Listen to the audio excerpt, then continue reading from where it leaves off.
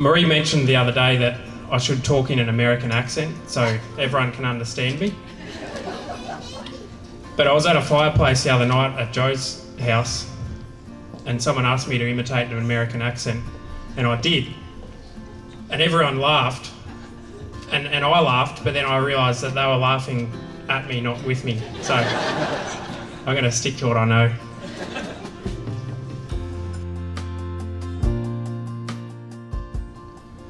And I know that you said today in your marriage vows, for better or for worse, and that was just between the two of you, but I know I speak on behalf of everyone in this room that we're also here for better or for worse for you guys. You have a whole new family now, Marie, not just a new surname.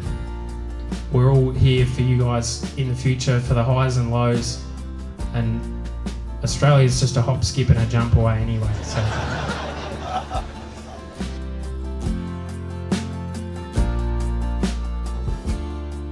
I'm Marie's person, and today I'm her maid of honor.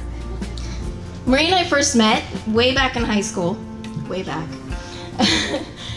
We were both in an elective sewing class. One day we had the fortune of sitting at the same table together, and we bonded over talking about 90s cartoons and avoiding doing as much actual sewing as we could possibly get away with. We worked together. We played together, we went to school together, we got a second job that we also went to together, and we worked out together. And by workout, I mean we used to sit in her parents' basement and eat chicken wings while wearing workout clothes.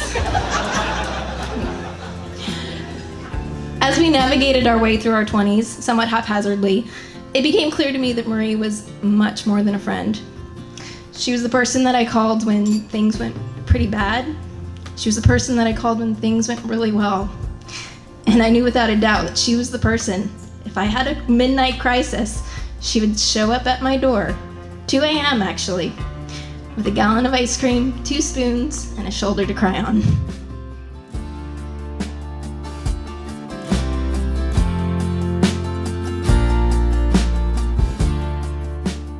A couple of years ago, before Marie and Joe were dating, they were just friends. And we all remember that time because we could all see there was a bit of chemistry there. What's the go with you and Marie? Joe would say, oh no, we're just friends. I used to think, that's funny. I don't talk to my friends for 6 or 7 hours on the phone. Don't know what I'm doing wrong. I think Joe even caught Marie off guard. He was over in St. Mary's visiting, and they were in the church praying. And Joe gives Marie a card with something written on it, and he just gets up and walks out. Marie looks at the note and it says, will you go out with me? Tick the box below. The yes had a box and the no had a circle.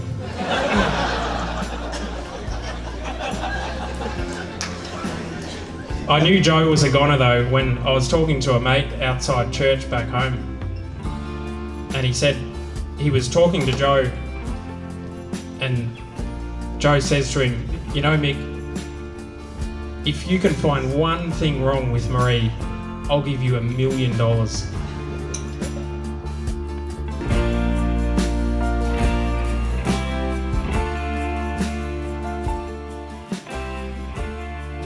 When I started to date my now husband, things started getting serious. There were times when I did feel almost guilty.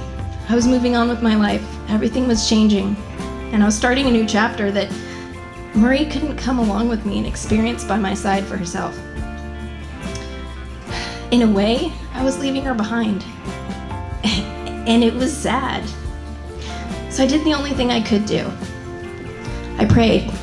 I said, God, send her man. Enter Joseph Elliott.